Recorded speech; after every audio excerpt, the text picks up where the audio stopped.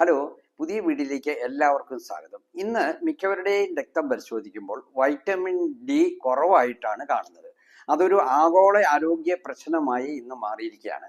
Vitamin D നമ്മുടെ ശരീരത്തിന് അത്യാവശ്യമായ ഒരു വൈറ്റമിനാണ്. അതുകൊണ്ട് നിരവധി പ്രയോജനങ്ങളാണ് നമ്മുടെ ആരോഗ്യ സംരക്ഷണത്തിന് ലഭിക്കുന്നത്.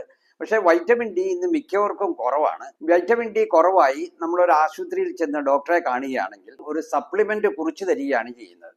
അങ്ങനെ വൈറ്റമിൻ ഡി സപ്ലിമെന്റ് കഴിക്കുമ്പോൾ അതിൻ്റെതായ ചില പാർശ്വഫലങ്ങൾ ഉണ്ടാകാം. പ്രത്യേകിച്ച് വൈറ്റമിൻ ഡി സപ്ലിമെന്റ് ഒരു ഡോക്ടറുടെ അഡ്വൈസ് മൂലം മാത്രമേ കഴിക്കാൻ പാടുള്ളൂ. വൈറ്റമിൻ ഡിയുടെ അളവ് കൂടിക്കഴിഞ്ഞു കഴിഞ്ഞാൽ അത് പല ആരോഗ്യ പ്രശ്നങ്ങൾക്കും കാരണമാകും.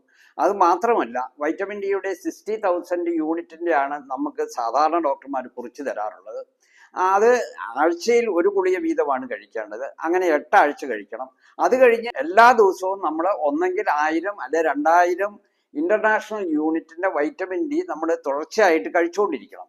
അപ്പോൾ ഇങ്ങനെയുള്ള ബുദ്ധിമുട്ടുകൾ ഒഴിവാക്കാൻ, അതായത് വൈറ്റമിൻ ഡി സപ്ലിമെന്റ് ഇല്ലാതെ നമുക്ക് വൈറ്റമിൻ ഡിയുടെ രക്തത്തിലെ ലെവലിനെ എങ്ങനെ മേക്കപ്പ് ചെയ്യാം എന്നതിനെ പറ്റിയാണ് ഇന്ന് നമ്മൾ ഇവിടെ ചർച്ച ചെയ്യുന്നത്. അപ്പോൾ ഈ വൈറ്റമിൻ ഡി കുറയുന്നതിന്റെ കാരണം എന്താണ് എന്ന് മനസ്സിലാക്കിയാൽ തന്നെ നമുക്കത് പരിഹരിക്കാൻ വളരെ എളുപ്പമാണ്.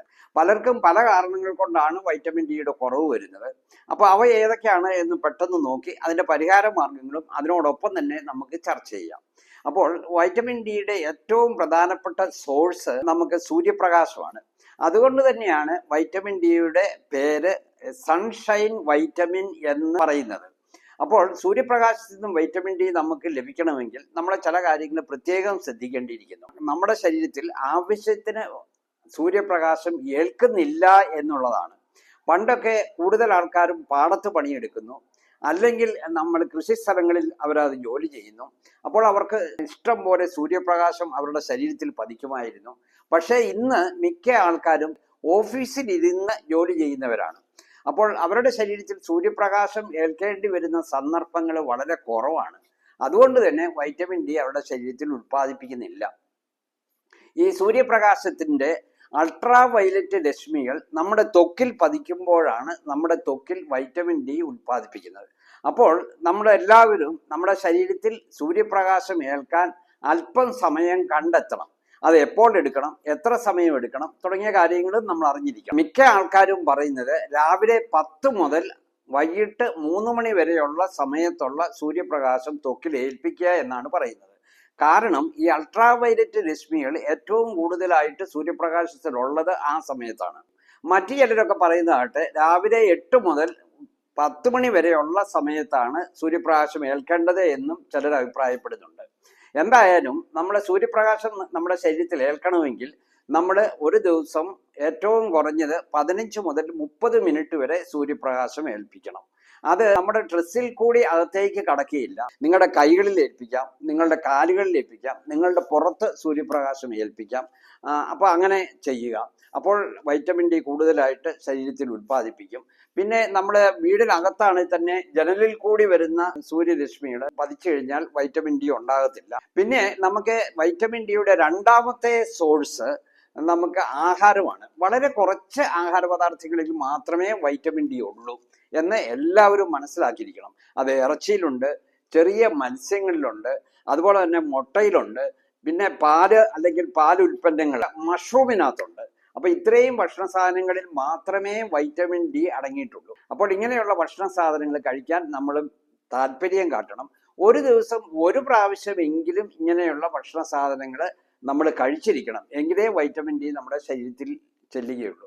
പിന്നെ ഈ നമ്മുടെ ശരീരത്തിൽ ഭക്ഷണത്തിൽ കൂടി ചെല്ലുന്ന വൈറ്റമിൻ ഡി നമ്മുടെ ശരീരത്തിൽ ആഗിരണം ചെയ്ത് ശരിയായി പ്രവർത്തിക്കണമെങ്കിൽ മറ്റ് ചില കാര്യങ്ങൾ കൂടി ശ്രദ്ധിക്കണം. ഒന്ന്, ഈ വൈറ്റമിൻ ഡി നമ്മുടെ കരളിനകത്ത് അതൊന്ന് മെറ്റബോളൈസ് ചെയ്യുന്നുണ്ട്, അല്ലെങ്കിൽ അതിന് ഒരു ആക്ടിവേഷൻ സംഭവിക്കുന്നുണ്ട്. 25 ഹൈഡ്രോക്സിലേഷൻ എന്നാണ് അതിന് പറയുന്നത്. അപ്പോൾ അങ്ങനെ വൈറ്റമിൻ ഡിയുടെ ആക്ടിവേഷൻ നമ്മുടെ കരളിൽ നടക്കണമെങ്കിൽ നമ്മുടെ കരട് നല്ലപോലെ പ്രവർത്തിക്കണം. പക്ഷെ ഇന്ന് മിക്കവരുടെയും കരട് ശരിയായിട്ട് പ്രവർത്തിക്കുന്നില്ല. കാരണം ഇന്ന് കൂടുതൽ ആൾക്കാരും മദ്യപാനികളാണ്. അവർക്ക് മദ്യപാനം കൊണ്ടുള്ള ഫാറ്റി ലിവർ, സിറോസിസ് അങ്ങനെയുള്ള കരൾ രോഗങ്ങൾ ഉണ്ടാകുന്നു. ഇനി മദ്യപാനം ഇല്ലാത്തവർക്കാണെങ്കിലും അമിതവണ്ണമുള്ളവർക്ക് കരളിൽ കൊഴുപ്പടിഞ്ഞു കൂടി അതും ഫാറ്റി ലിവർ, സിറോസിസ് പോലെയുള്ള രോഗങ്ങളിലേക്ക് നമ്മളെ നയിക്കുന്നുണ്ട്.